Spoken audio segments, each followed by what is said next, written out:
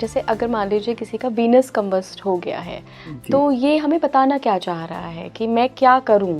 तो निश्चित तौर पे पास्ट लाइफ में उससे किसी न किसी स्त्री का अनादर हुआ है, या उसने दुर्व्यवहार किया है, या किसी को मारा पीटा है, या कोई स्त्री श्राप है उसके जीवन में। आपको लगता है कि हनुमान चालीसा से किसी को लाभ हो जाएगा?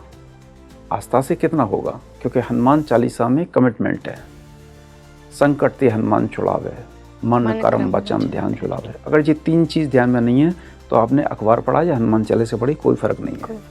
अगले प्लैनेट पे चलते हैं सर। बृहस्पति अगर कंबस्ट हो? बृहस्पति अगर आपके खराब हो गए तो आधी कुंडली खराब हो गई। ओह, चाहे किसी भी हाउस में कंबस्शन हो, किसी पे भी होगा, आधी कुंडली पे फर्क पड़ेगा।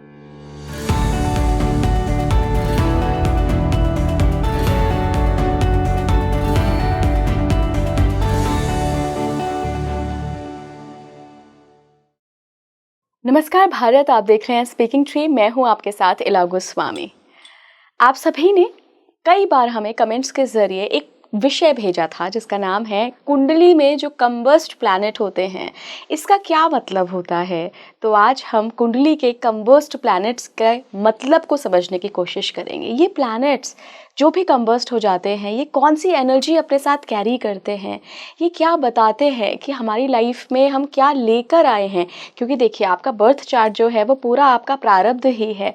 तो आप क्या प्रारब्ध लेके आए हैं और ये प्रारब्ध पर्टिकुलरली किसी कंबस्ट प्लैनेट से कैसे जुड़ा है। कुंडली में जो भी आपका कंबस्ट प्लैनेट है उसको आप किसी भी सॉफ्टवेयर के ज़रिए चेक कर सकते हैं। हम आगे पॉडकास्ट में बताएंगे कि कैसे चेक करना है और इसका पूरा एंटायर मीनिंग क्या है। क्योंकि मेरे साथ जो आज मेहमान जुड़ रहे हैं वो स्पीकिंग ट्री के प्लेटफॉर्म पे आज पहली बार हमारे साथ और आपके साथ जुड़ रहे हैं। रिनाउंड एस्ट्रोलॉजर हैं, ट्रैवलर हैं, मिस्टिक हैं, स्पिरिचुअल गाइड हैं। तमाम तरीके की मिस्टिकल नॉलेज है उन्हें, और कुंडली को ना वो बड़े अलग तरीके से, बड़े अलग चश्मे से देखते हैं। तो आज उनके चश्मे से हम जानेंगे कि कंबस्ट प्लैनेट और उनकी एनर्जी क्या होती है, हमें क्या कहना चाहती है ये। मैं बहुत बहुत स्वागत करना चाहूँगी आचार्य अनूप जी का। आचार्य जी, बहुत बहुत स्वागत है आपका स्पीकिंग ट्री पर। Thank you. पहली बार आज हमारे ऑडियंस के साथ आप जुड़ रहे हैं सर, और इतना इंटरेस्टिंग विषय है जिस पर वो बहुत समय से जानना चाहते थे कि इला जी हमारी कुंडली में ना कंबस्ट प्लैनेट है, ये क्या बताना चाह रहा है, क्या इसका कोई सिग्निफिकेंस है भी।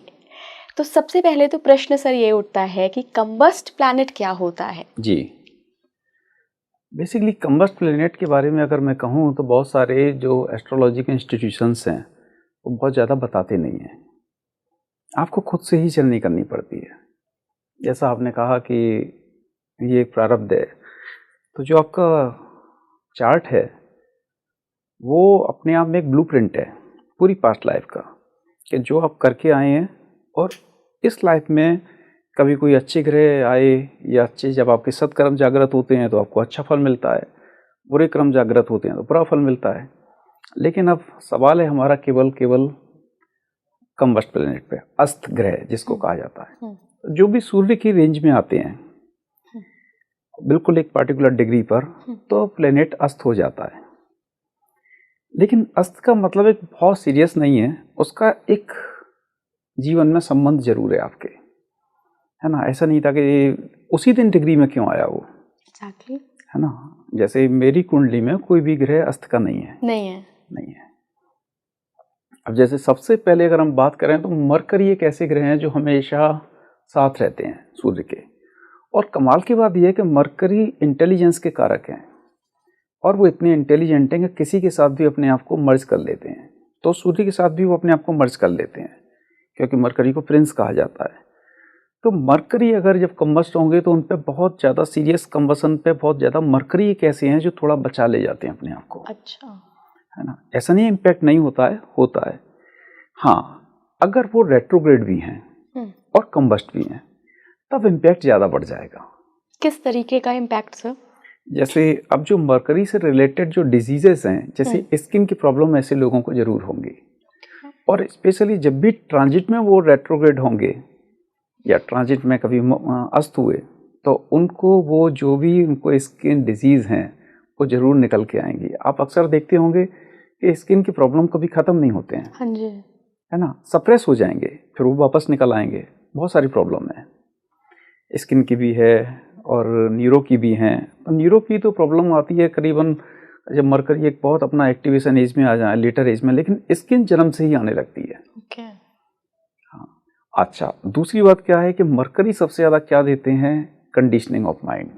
यस। क्योंकि मरकरी इंटेलिजेंस है। अगर इंटेलिजेंस को कंट्रोल नहीं किया गया तो जैसे कंट्रोल करने वाली क्या होती है? विजडम, वो देते हैं जुपिटर। अगर जुपिटर नहीं तो ये केवल एक अच्छे प्रोफेशनल हो सकते हैं, अच्छे बिजनेसमैन हो सकते हैं, अच्छे आर्गुमेंट करने वाले हो सकते हैं, अच्छे जर्नलिस्ट हो सकते हैं, लेकिन अनकंट्रोल्ड होते हैं वो, क्योंकि वाइज नहीं है। वाइज नहीं है। तो उनकी जो कंडीशनिंग क्या होगी कि उनको जो पता है वही सत्य है, तो वो दूसरे को सुनने को तैयार नहीं होते हैं। ये सबसे बड़ी प्रॉब्लम होती है।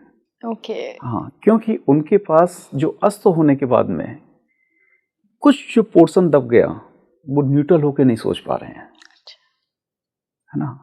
तो वो जो सोच पा रहे हैं उनको उसी में उतने ही सर्कल में है वो। हाँ, लेकिन अगर उनको उस दोनों कॉम्बिनेशन को, अस्त वाले को कहीं से गुरु देख रहे हैं तो इफेक्ट बदल जाएगा, क्योंकि दृष्टि आ गई, गुरु की। दृष्टि आ गई।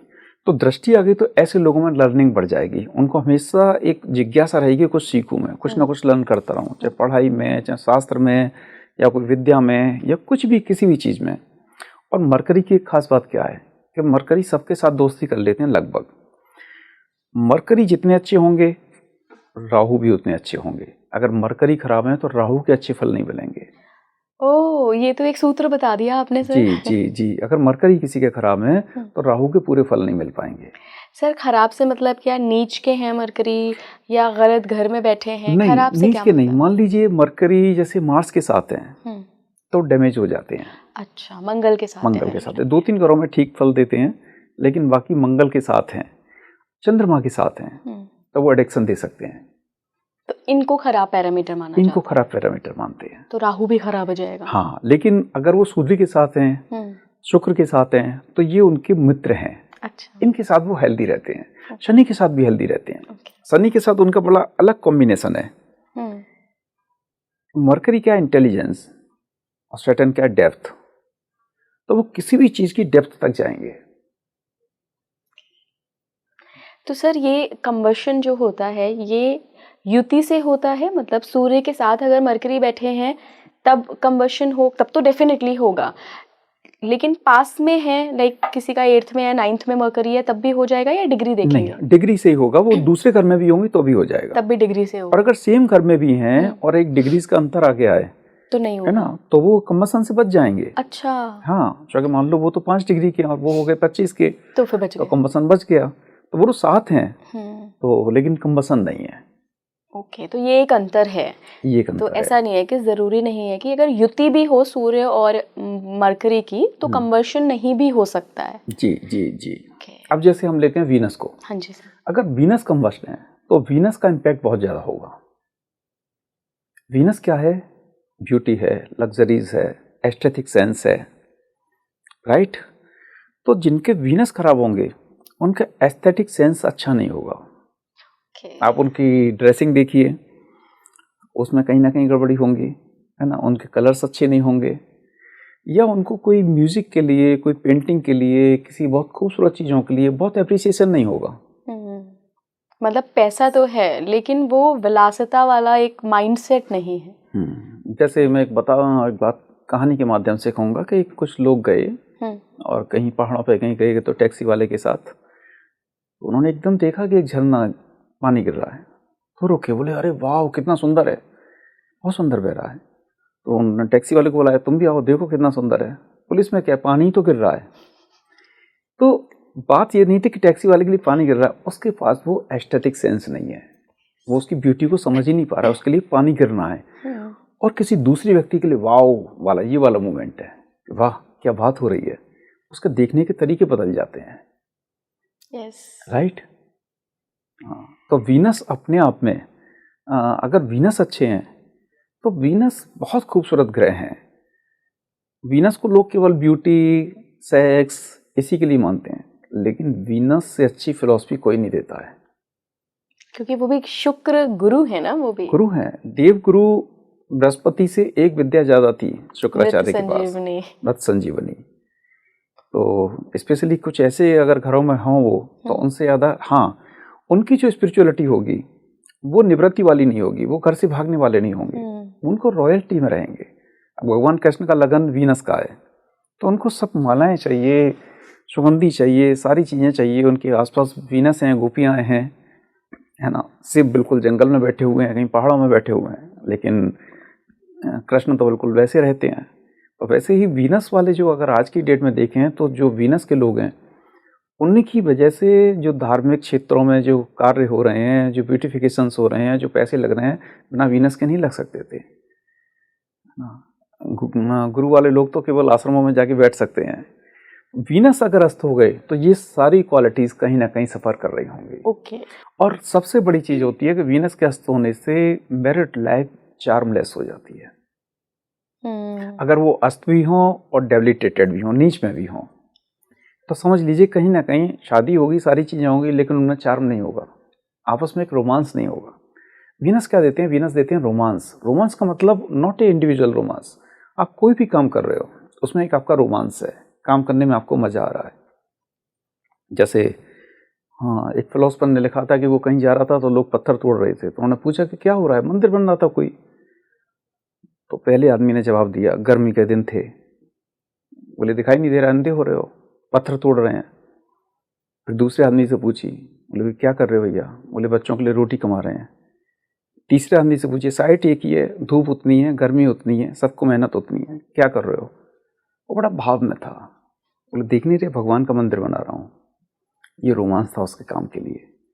एक्शन एक ही हो रहा है, लेकिन सोच के लेवल बदल जाते हैं। किस चीज को देखने का तरीका क्या है। अगर आप काम को बोझ के तरह से कर रहे हैं तो समझ लो आपको काम के लिए रोमांस नहीं है। उम्मीदें करेंगे सक्सेस पूरी हो, नहीं मिलेगी। एक आदमी काम को काम के तरीके से कर रहा है, ये मेरी कंपनी है। राइट सर, तो कंबस्ट प्लैनेट, जैसे अगर मान लीजिए किसी का वीनस कंबस्ट हो गया है, तो ये हमें बताना क्या चाह रहा है कि मैं क्या करूं? ठीक है, मेरे साथ ये लाइफ में चीजें होंगी। पहली बात ये है कि वीनस कंबस्ट हुआ है तो इसका पास्ट लाइफ से क्या कनेक्शन है। हाँ जी। राइट। तो निश्चित तौर पे पास्ट लाइफ में उससे किसी ना किसी स्त्री का अनादर हुआ है, या उसने दुर्व्यवहार किया है, या किसी को मारा पीटा है, या कोई स्त्री श्राप है उसके जीवन में। तो इस जीवन में एटलीस्ट उसे करना चाहिए कि वो किसी भी नारी जाति में कुछ उनके लिए अब्यूसिव लैंग्वेज ना बोले, एटलीस्ट रेस्पेक्ट करे। ये उसके लिए सबसे अच्छे तरीके हैं। भले ही लोग कहते हैं कि मान लीजिए भाई वीनस को अच्छा करने के लिए परफ्यूम लगाइए, सोच थोड़ी बदल जाएगी यार परफ्यूम लगाने से। सही बात है ना। जो वीनस हैं, जिनता वीनस हैं, उनको आप रेस्पेक्ट नहीं कर पा रहे हैं, तो आप परफ्यूम लगा के क्या कर लोगे, है ना। तो ये सारे लोग जो बड़े बड़े एक्टर होते हैं, सब परफ्यूम लगी हुई है, चाहे मेकअप हो जाए, कुछ भी हो जाए, वीनस थोड़ी बदल जाएगा। चार्मलेस लाइफ तो चार्मलेस ही रहेगी। तो उनको अगर रेस्पेक्ट करना शुरू करें, इसलिए जो देवी की भक्ति बताई है जी, वो इसीलिए रेस्पेक्ट देना। अगर हम देखें तो हम लोगों के, बहुत लोगों के वीनस खराब हैं। हमारे यहाँ जितनी नदियाँ हैं सबके नाम सबको माँ कहा गया है, लेकिन हम वहीं जाके गंदगी फैला रहे हैं, कूड़ा फेंक रहे हैं, पॉलिथीन फेंक रहे हैं। तो समझ लो आप इस जीवन में भी अपने वीनस को खराब कर रहे हैं, और फिर अगले जीवन में फिर कंबस्ट मिलेगा, फिर लाइफ कहीं चार्मलेस होगी। जा रहे हैं पाप धोने के लिए, लेकिन पाप और करके आ रहे हैं। बिल्कुल सर। ऐसे ही मरकरी अगर कंबस्ट है तो पास्ट लाइफ का क्या हमने कर्ज है या क्या किया? मरकरी कंबस्ट होते हैं तो पास्ट लाइफ का जो कर्ज होता है वो सबसे ज्यादा होता है कि आपने किसी ना किसी यक्ष या किन्नर का अपमान किया है, क्योंकि मरकरी का अपना कोई जेंडर नहीं है जी, है ना। मरकरी का कोई जेंडर नहीं है। और मरकरी से देखते हैं हम, जो फैमिली में जो फीमेल्स होती हैं, चाहे बहन है, बुआ हैं, फादर की सिस्टर, मदर की सिस्टर, मौसी हैं, इन सब के प्रति कोई ना कोई दुर्व्यवहार किया है, पार्टिकुलर घर के रिश्तों में। और सबसे ज़्यादा इम्पोर्टेंट है किन्नर के लिए, कि अगर आपने किन्नर को कहीं अपमान किया है, कुछ भी हार्म किया है, तो वो श्राप देते हैं। अगले प्लैनेट पे चलते हैं सर। अगर मंगल कंबस्ट हो जाए तो उसका क्या मतलब है? मंगल कंबस्ट होंगे तो वैसे तो जब सूर्य और मंगल दोनों एक साथ होते हैं तो अनकंट्रोल्ड एंगर जरूर होगा, क्योंकि दोनों ही फायरी हैं। मंगल भी फायरी हैं, सूर्य भी फायरी हैं, भले ही वो कंबस्ट हैं, लेकिन दोनों जब क्लब करेंगे तो वो एंगर को जरूर हाई करेंगे। ऐसे लोगों का बीपी हाई होगा। लेकिन मंगल कंबस्ट होने से कहीं ना कहीं अगर आप देखेंगे तो मंगल के कारक हैं, तो भाई की लाइफ में कुछ ना कुछ डेफिशिएंसी जरूर होगी। और अपने उनके एनर्जी के लेवल बहुत डाउन होंगे। अगर कोई बीमारी भी लग गई तो भी एनर्जी का लेवल डाउन हो गया, राइट। तो सबसे पहले बीपी हाई जरूर होते हैं ऐसे लोगों के, राइट। जो कि अनकंट्रोल गुस्सा है तो बीपी हाई भी होगा, तो लाइफ में एक मेडिसिन हमेशा खानी पड़ेगी। और दूसरी बात क्या होगी कि मंगल कारक हैं भूमि के, तो जिनके कंबस्ट मार्स होंगे वो कभी भी कोई भूमि से रिलेटेड इन्वेस्टमेंट है या उन्होंने कोई घर खरीदा है तो उसमें कुछ ना कुछ इशू आ गया, लंबा खिंच गया, वो चीज़ें उनकी लंबी खिंचेंगी। हाँ, और उनके उत्साह जो जोश होता है मंगल जैसा वैसा नहीं रहेगा, एनर्जी लेवल डाउन रहेंगे, एनर्जी लेवल डाउन होगा। जबकि मंगल तो सेनापति हैं, मंगल वाला तो सबसे पहले आगे बढ़ के कहता है कि चलो भाई चलो चलते हैं। लेकिन जहाँ मार्स डाउन हुए तो एनर्जी लेवल जरूर डाउन होगा। और निश्चित तौर पर मंगल के कंबस्ट होने में कहीं ना कहीं मंगल धरती पुत्र हैं, तो भूमि से संबंधित भी हमको कोई ना कोई श्राप रहे होते हैं पास्ट लाइफ में हो सकता है किसी की लैंड्स हमने हड़पी हो, है ना, कहीं कुछ उसमें ऐसा काम किया हो, किसी को मारा हो, किया हो, या भाई के साथ कुछ किया हो, जो कि मंगल रक्त के भी कारक हैं। तो कहीं ना कहीं हमने रक्त बहाया है भूमि के लिए, तो मंगल कंबस्ट हो गए। फिर आगे भी बहुत सारे आपको मंगल से रिलेटेड प्रॉब्लम जरूर आएंगी। इवन चाहे ब्लड से बीपी नहीं भी हो तो ब्लड से संबंधित कुछ और भी आ जाए, आप सोच ही नहीं सकते हैं। हाँ, राइट। अगले प्लैनेट पे चलते हैं सर। बृहस्पति अगर कंबस्ट हो? हाँ, बृहस्पति कंबस्ट हो। बृहस्पति अगर आपके खराब हो गए तो आधी कुंडली खराब हो गई। ओह, चाहे किसी भी हाउस में कंबस्शन हो, किसी पे भी होगा, आधी कुंडली पे फर्क पड़ेगा, क्योंकि बृहस्पति सबसे ज्यादा घरों के कारक हैं। राइट। तो बृहस्पति अगर अच्छे हैं तो वो सारे ग्रह आपको घर अच्छे फल दे रहे होंगे। क्योंकि बृहस्पति का क्या है कि आपने किसी गुरु का अपमान किया है, किसी टीचर को, किसी मेंटोर को, किसी आचार्य को, कहीं ना कहीं उनसे आपको या कहीं देव प्रतिष्ठा में या देवालय में कुछ ऐसी हरकत की है, तो जुपिटर जब कंबस्ट होते हैं तो ऐसे लोगों की विजडम चली जाती है। और वो जाने का मतलब ऐसा नहीं टोटल चली गई, जब उसकी जरूरत होगी जब भी काम नहीं आएगी। अगर आपको याद होगा तो महाभारत की एक घटना है जिसमें कर्ण बहुत शक्तिशाली थे, परशुराम के शिष्य थे। तो परशुराम से झूठ बोलकर उन्होंने विद्या सीखी कि वो क्षत्रिय नहीं है। बाद में उनको पता चल गया तो उन्होंने श्राप दिया कि मेरी सिखाई विद्या तुझे जब उसकी जरूरत होगी तब भूल जाएगा। तो ये ब्राह्मण का श्राप था, ये गुरु का श्राप था, क्योंकि गुरु से झूठ बोला गया। यस। गुरु से कोई भी किया गया अपराध देव अपराध की श्रेणी में ही आता है। सर, कलयुग पे ये चीज अप्लाई होती है? 100% होती है। और मैं इसमें ये भी एक सवाल पूछना चाहूंगी, क्योंकि आजकल गुरु शिष्य को लेकर बहुत बातें की जाती हैं। अगर गुरु का ही स्वार्थ हो किसी चीज में और आप अपने आप को बचाने के लिए झूठ बोल रहे हैं या उनसे बचने के लिए बोल रहे हैं, तो भी यहाँ पे श्राप लगेगा? बिल्कुल लगेगा, तब भी लगेगा। झूठ कभी भी झूठ है, उसका कोई जस्टिफिकेशन नहीं हो सकता है।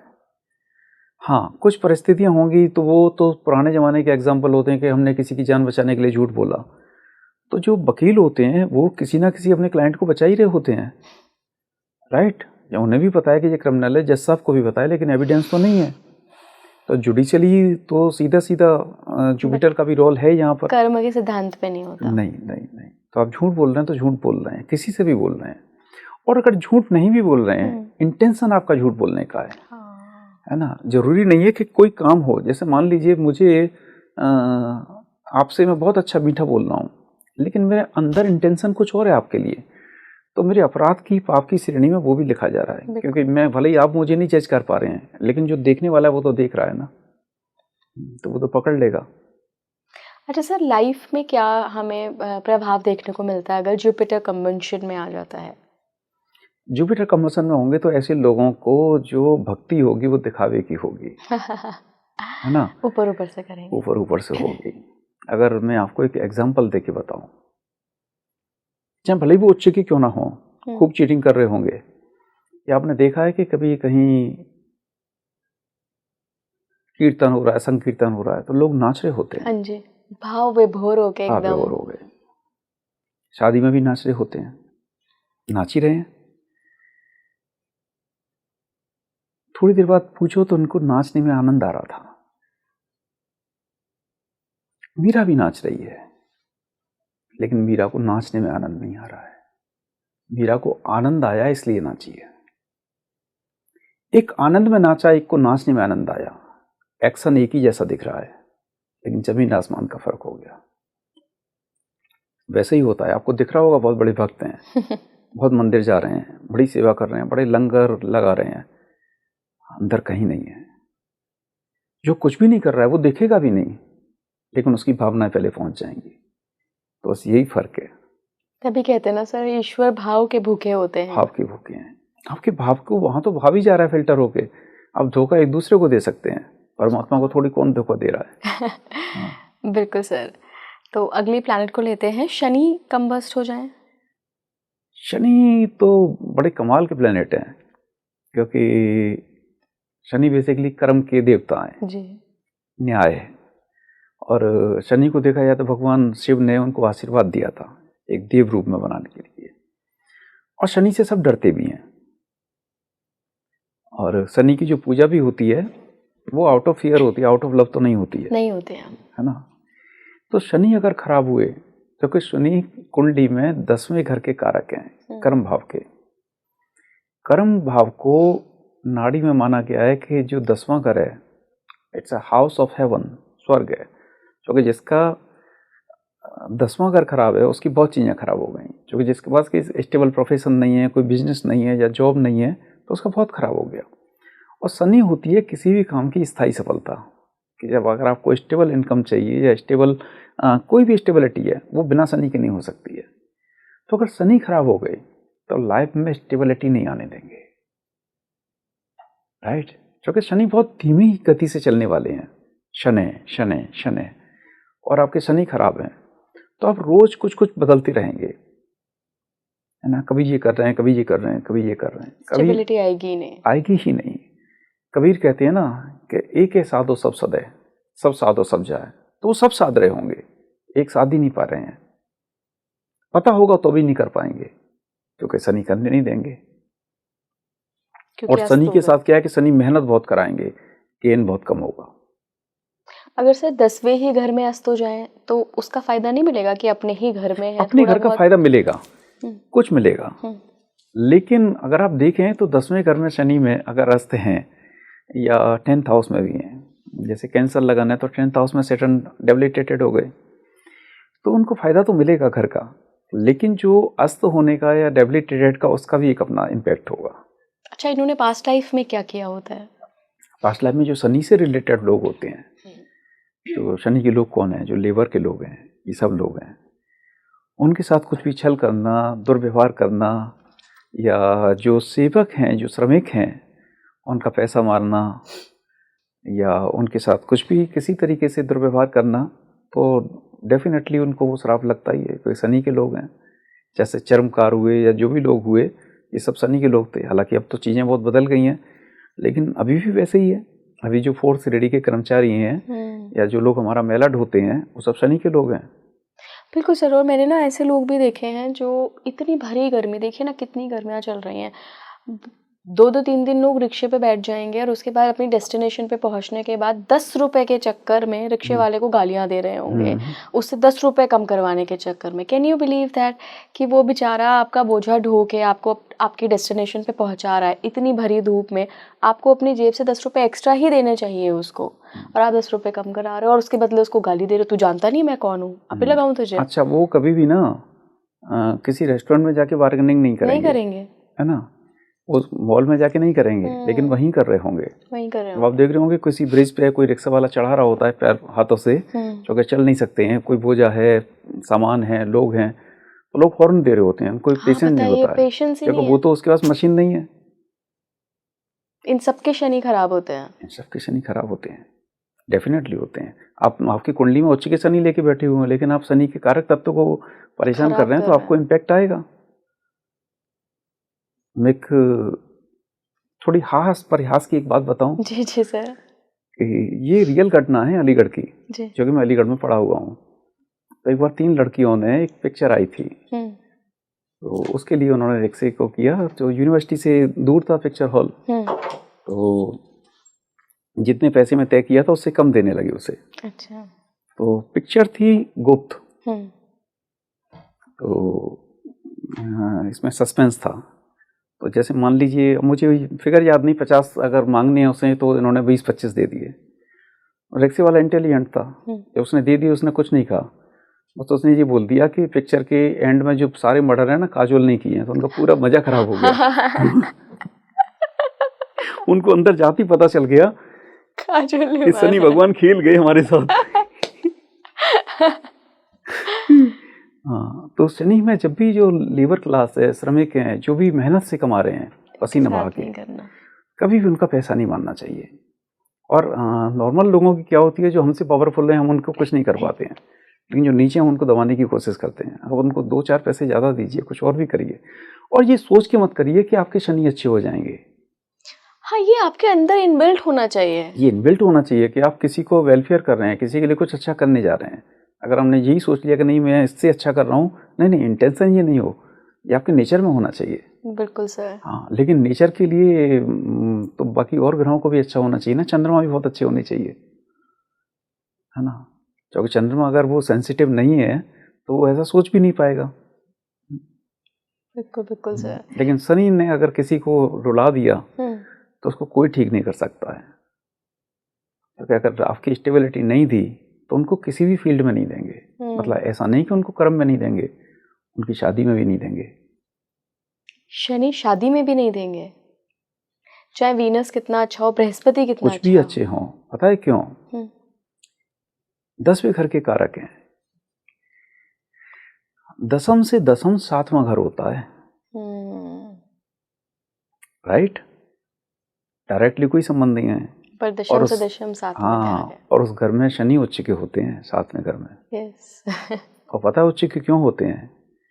तुला राशि है वो जी, तराजू दी जाती है, क्योंकि वो न्याय के देवता हैं, जस्टिस करते हैं। यस। हाँ, तो न्याय वहां भी होगा। सर अगले प्लैनेट पे बढ़ते हैं। चंद्रमा अगर कंबस्ट हो जाए, देखो अगर सूर्य चंद्र जब एक साथ होते हैं तो क्या होती है? अमावस्या। हाँ जी, वो पैदाइश उस दिन अमावस्या की होती है। अगर आमने सामने होंगे तो पूर्णिमा होती है। हाँ जी। 14 दिन चलते हैं। जी जी। बड़ी कमाल की बात है कि वैदिक एस्ट्रोलॉजी में इसको अच्छा नहीं माना गया है। इसमें बहुत सारे विचार हैं, बहुत सारे सिद्धांत हैं, लेकिन साउथ में अमावस्या को अच्छा मानते हैं। इवन लाल किताब में भी दोनों को अच्छा मानते हैं, क्योंकि दोनों मित्र हैं। लेकिन मेरे अपने देखने में ये आया है कि जिसके चंद्रमास्त होंगे उसको मूड रिलेटेड कुछ ना कुछ इशू जरूर रहेंगे, चाहे मूड स्विंग्स हो या बहुत जल्दी मन उनका खराब हो जाए जरा जरा सी बातों से, तो मूड से रिलेटेड चीजें जरूर आती हैं। क्योंकि चंद्रमा मन है। अगर मन अच्छा नहीं रहा, मन ही होता है हर चीज को स्वीकार करने वाला। मान लीजिए 7.5 या जो भी हम कैलकुलेशन करते हैं चंद्रमा से करते हैं। जिसका चंद्रमा बहुत मजबूत होगा उसको उतने पेन नहीं होंगे, चंद्रमा कमजोर होगा वो हर चीज को लेगा।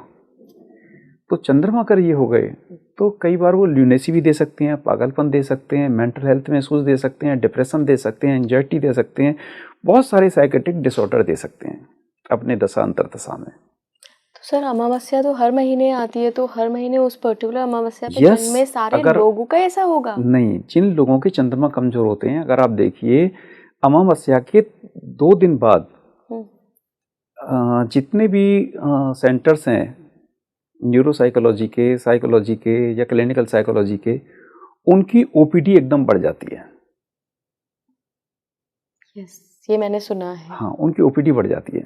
अच्छा, इन केस अगर कहीं ये दोनों कॉम्बिनेशन हो, जैसे मान लीजिए अभी सैटर्न चल रहे हैं पाइसेस में, अगर ये दोनों वहीं पे बैठे हुए हैं और सैटर्न भी आ गए तो और दिक्कत। तो दोनों में कितनी दिक्कत होगी। सन एंड मून, एक आत्मा है एक मन है, ऊपर से शनि आ गए, है ना। एक मदर के कारक हैं एक फादर के कारक हैं। तो उनकी दशा क्या होगी। तो जब भी अगर मून कंबस्ट होंगे तो डिसीजन मेकिंग में कुछ ना कुछ इश्यूज जरूर रहेंगे। और दूसरा जो रिफ्लेक्स है हमारे, जो रिफ्लेक्स एक्शन है वो स्लो हो जाएंगे,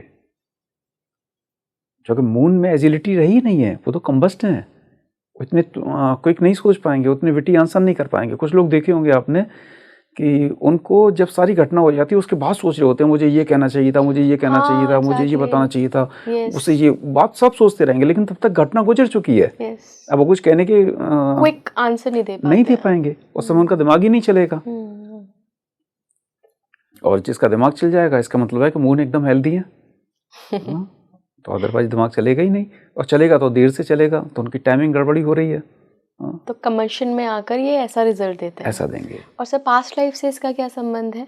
पास्ट लाइफ में तो सीधे सीधे संबंध है इसका। चंद्रमा का तो माँ से है, माँ का अपमान किया, माँ का अपमान किया, लेकिन चंद्रमा का माँ से ही नहीं है, चंद्रमा का जल से भी है। वेस्ट किया जो आज भी लोग कर रहे होते हैं। हाँ, मेरा आज भी एक मानना है कि इन बहुत सारे जो इविल इफेक्ट हैं इनको दूर करने के लिए कुछ और मत करिए। केवल प्रकृति को, जो कि हम लोगों ने बनाए थे कि ये गंगा है, ये पेड़ हैं, ये वृक्ष हैं, बस प्रकृति को प्रोटेक्ट करिए। क्योंकि ये जो प्रकृति है, ये पेड़ हैं, ये सिंपल पेड़ नहीं है, ये एंसेस्टर्स हैं हमारे, हमसे कई लाख साल पहले धरती पे आए हुए हैं। अगर आप देखें तो गीता में भगवान कहते हैं अश्वत्थ सर्ववृक्षाणाम देवर्षिं च नारदा, वृक्षों में मैं पीपल हूँ। विभूति योग में जब उन्होंने वर्णन पूरा वर्णन किया है। तो जब आप इनको करते हैं, क्योंकि हर प्लेनेट किसी न किसी पेड़ को, किसी फल को रिप्रेजेंट करता है। जैसे आम है, आम करते हैं शनि और मरकरी के दोनों के कॉम्बिनेशन को। अच्छा। केला है बृहस्पति को करते हैं, राइट।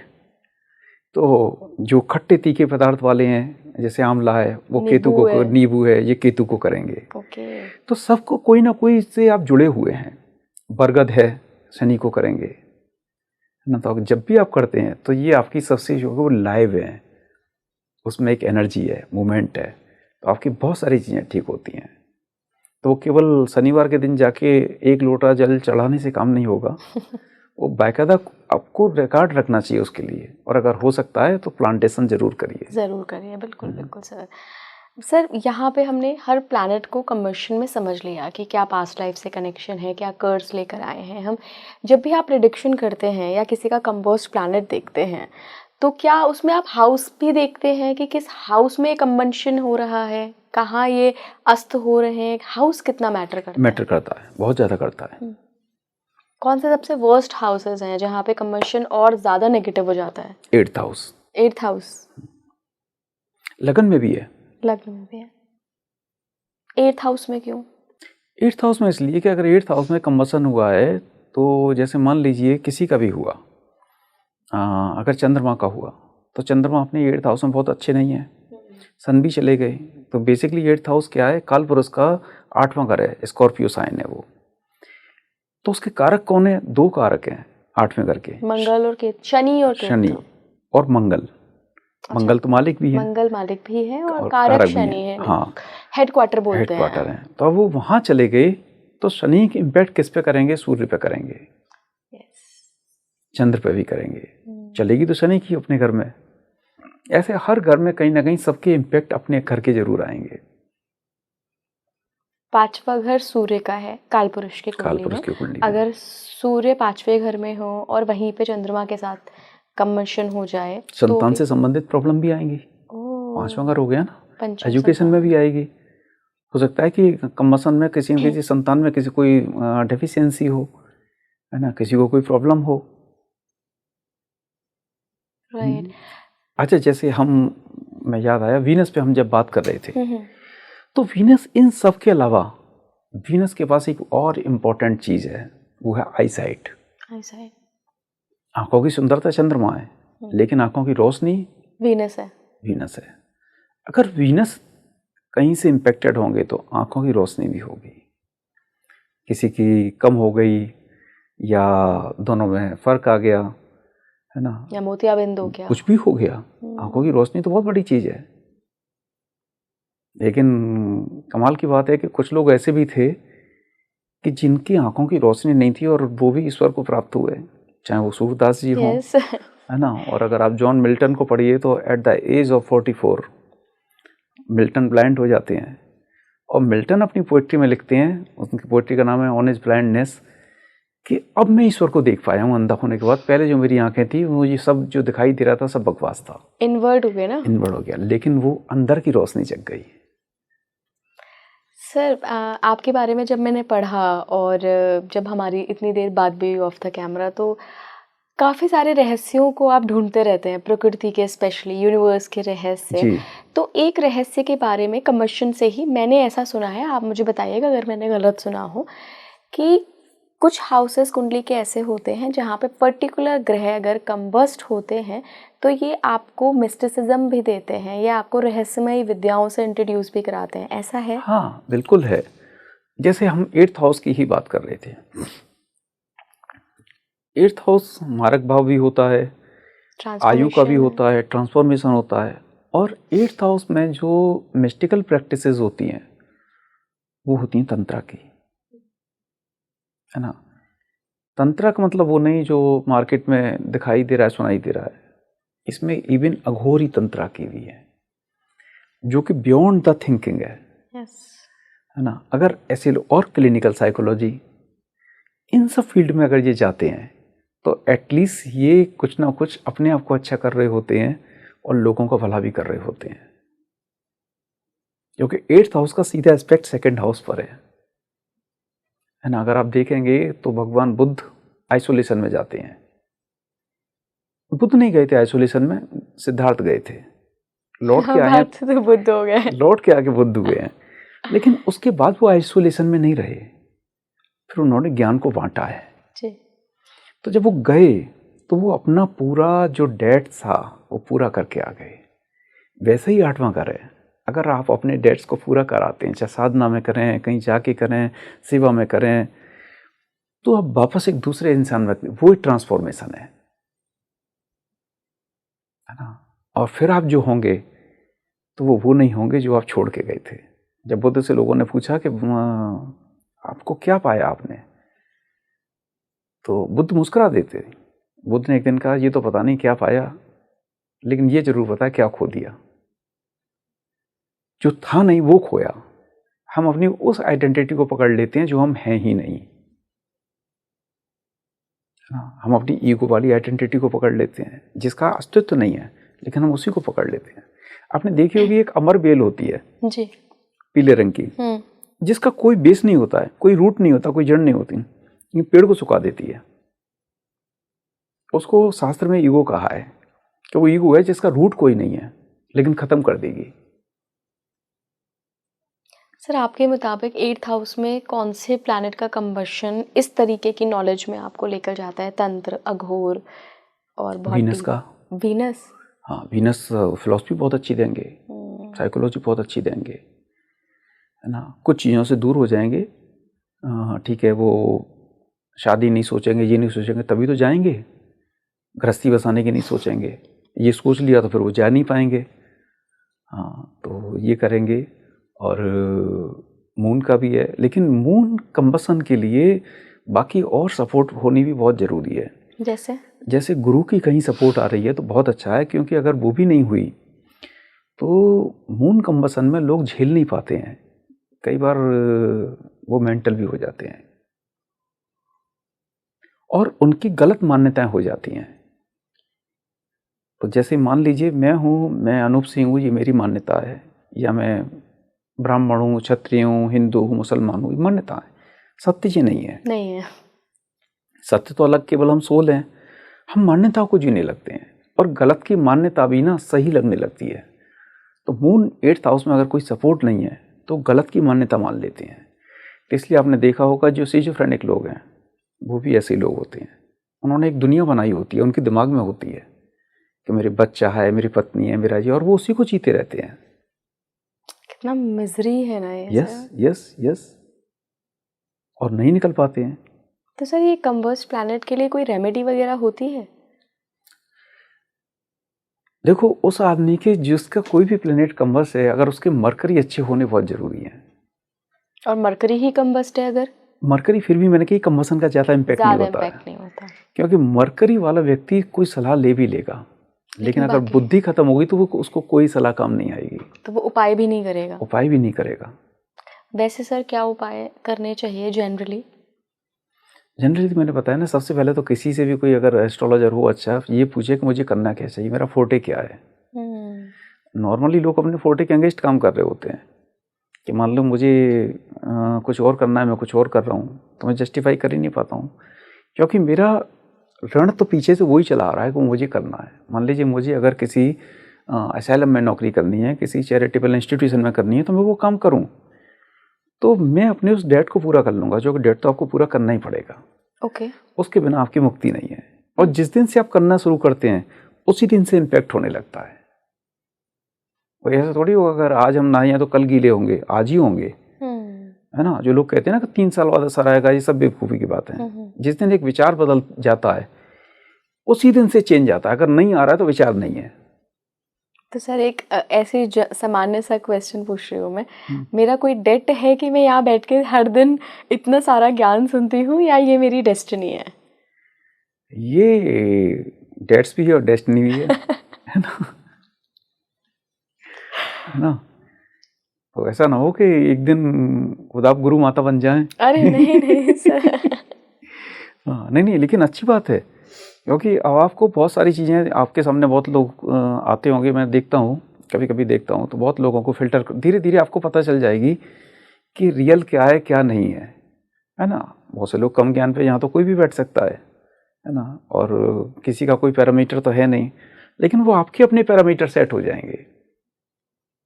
और एक बात बताता हूँ आपको, जिसके पास बैठने से अगर आपको नरिशमेंट हो रहा है तो समझ लो वो सोल अच्छी है। ओके। अगर नरिशमेंट ही फील नहीं हो रहा है ना, तो वो जो कह रहा है और जो कुछ कर रहा है, दोनों में बड़ा अंतर है। बिल्कुल, कथनी और करनी में फर्क। आपने एक चीज सुनी होगी, हाँ, कि जब किसी को 7.5 होती है तो लोग एक ही पंडित जी उपाय बता देते हैं, हनुमान चालीसा पढ़ो। हाँ जी। पढ़ भी रहे होते हैं, सबको याद भी होती है, क्योंकि वो इसलिए याद नहीं होती है, वो डर में भी याद हो जाती है। बचपन में हम लोगों को ना भूतों के किस्से बहुत सुनाए जाते थे, तो भगवान में विश्वास होना वो भूत में होने लगता है ना। तो हनुमान चालीसा अपने आप निकलने लगती थी। लेकिन आपको लगता है कि हनुमान चालीसा से किसी को लाभ हो जाएगा? आस्था से कितना होगा, क्योंकि हनुमान चालीसा में कमिटमेंट है। संकट ते हनुमान छुड़ावे, मन कर्म वचन ध्यान छुड़ावे। अगर ये 3 चीज़ ध्यान में नहीं है तो आपने अखबार पढ़ा या हनुमान चालीसा पढ़ी, कोई फर्क नहीं है। और अगर ये 3 चीज़ें जिंदगी में हैं तो आपको किसी एस्ट्रोलॉजर के पास जाने की जरूरत ही नहीं है ना। ट्रांसपेरेंसी हो गई ना, मन में, कर्म में, वचन में, तीनों में सिंक्रोनाइज है। तो फिर आपको क्यों जरूरत है किसी की? तो भैया ये है कि बस ये कर लो तो लाइफ बहुत अच्छी हो जाएगी। बिल्कुल सर। और मुझे लगता है सर एस्ट्रोलॉजी जो ज्योतिष विद्या, इतनी खूबसूरत विद्या हमारे पास है, इतना एंशिएंट विजडम है, वेदों का विजडम है, वो बना ही इसलिए है कि एक गाइडिंग टूल की तरह आप इस्तेमाल करो। अगर आप इसको ऐसे समझो कि कदम कदम पे आपको पता चल जाए कि आप भविष्य में क्या होना है, भविष्य की फोरकास्टिंग के लिए कभी था ही नहीं, लोगों ने उसको उस तरीके से ले लिया है। अब देखिए ना, हमने कंबस्ट प्लैनेट को डिस्कस किया, आपने कितने सरल तरीके से, कितने अच्छे तरीके से एक गाइड के रूप में बताया कि देखो भाई, अगर आपको ये प्लैनेट मिला है, ये कंबस्ट है, अस्त है, तो आप ऐसा ऐसा करके आए हो और आपको अब ये सुधारना है। जी। और ये कितना आसान है, किसी की इज्जत करना, किसी को इज्जत देना बहुत बड़ा नहीं है, ये बहुत बड़ा काम नहीं है, पर यही हमें बड़ा लगने लगता है सर। ये लाइफ में बहुत बड़ा अंतर कर देता है। और आप देखते होंगे कभी मीडिया में किसी ने कुछ किसी के खिलाफ स्टेटमेंट दे दिया या कोई ट्वीट कर दिया, अगले दिन पूरी दुनिया उसकी मतलब विरोध में खड़ी होती है। तो वो तो एक फिट्स ऑफ मूवमेंट में कर गया काम, लेकिन सारा खेल बदल जाता है। आखिरी सवाल सर, क्या अस्त प्लैनेट हमें कुछ दे भी सकते हैं, फायदा देते हैं? बिल्कुल दे सकते हैं। क्या? जिससे रिलेटेड वो प्लेनेट अस्त है, कोई भी है, जैसे चाहे चंद्रमा है या कोई भी है या मरकरी है, बहुत ज़्यादा इम्पैक्ट नहीं है, या वीनस को ले लीजिए, वो आपको जो ज्ञान दे सकते हैं वो नॉर्मल दूसरा कोई नहीं दे सकता है। आपने एक चीज़ देखी होगी, जब हम कभी किसी विकलांग के बारे में बात करते हैं तो पुराने ज़माने में एक कहावत होती थी कि आदमी, इसके पास कोई एक डेफिशिएंसी है तो इसकी कोई एक चीज़ ज़्यादा होगी।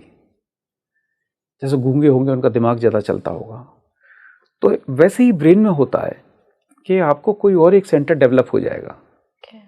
तो जब आप उससे ओवर पावर करने की कोशिश करते हैं, अपनी उस इन्फीरियरिटी को दबाते हैं, तो आप कुछ और गेन कर लेते हैं। अगर आप देखें स्टीफन हॉकिंस, मोटर न्यूरॉन कितनी भयंकर बीमारी थी, जो कि चल नहीं सकते थे, लेकिन वो कहाँ पहुँचे कि दुनिया में उनकी टक्कर के लोग नहीं थे। ऐसे बहुत लोग हैं। मैंने एक ऐसा एग्जांपल दिया जो सब लोग जानते हैं, मैं बहुत लोगों को जानता हूँ। थोड़ी देर पहले भी मैं आपसे चर्चा कर रहा था अपने उन गुरु के बारे में जिनके दोनों हाथ दोनों पैर नहीं थे। तो फ़र्क इन चीज़ों से नहीं पड़ रहा है। अगर आपकी कोई चीज़ एक गड़बड़ है तो अगर आप उसे ठीक कर सकते हैं, हाँ, देने वाले के तो 1000 हाथ हैं, वो आपको कहीं और से भी दे देगा, लेकिन आपने उस पर काम किया है, तो ये एक्सेप्ट किया है कि मेरे अंदर ये प्रॉब्लम है, मेरे अंदर ये कमी है, हाँ, और उसे रेक्टिफाई करने की कोशिश की है, तो डेफिनेटली कर्मा का रिजल्ट तो आएगा ही आएगा। अब मुझे लगता है सर, ट्रांसफॉर्मेशन की शुरुआत ही एक्सेप्टेंस से होती है। एक्सेप्टेंस से ही होती है। पहले आप मानिए तो कि आपको ट्रांसफॉर्म होने की ज़रूरत है, लेकिन ये एक्सेप्टेंस सर ना बहुत मुश्किल है। और आप सही कह रहे हैं, चंद्रमा ठीक है ना तो वो एक्सेप्टेंस अपने आप ही आ जाएगा। बिल्कुल बिल्कुल। मैं एक आपको छोटी सी कहानी सुनाऊं क्या अंत में? जी जी, थोड़ी हंसी भी आएगी।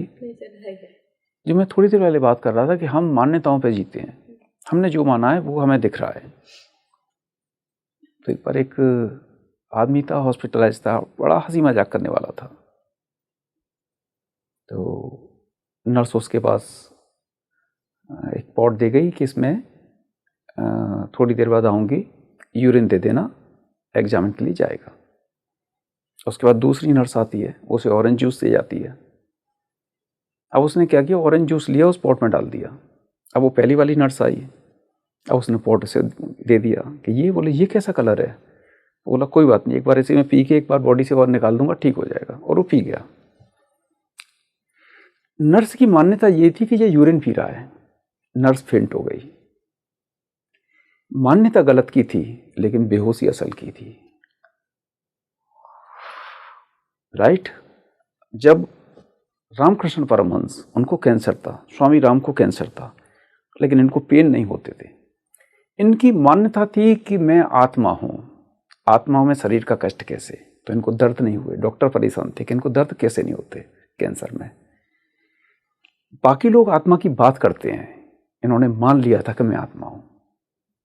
तो मान्यता कितनी गहरी होती है। अगर वो असत्य की मान्यता होगी तो भी असर करेगी, पर सत्य की मान्यता को माने ना। बिल्कुल सर, मान्यता बहुत बड़ी चीज़ है। मान्यता बहुत बड़ी चीज़ है। क्या माना आपने?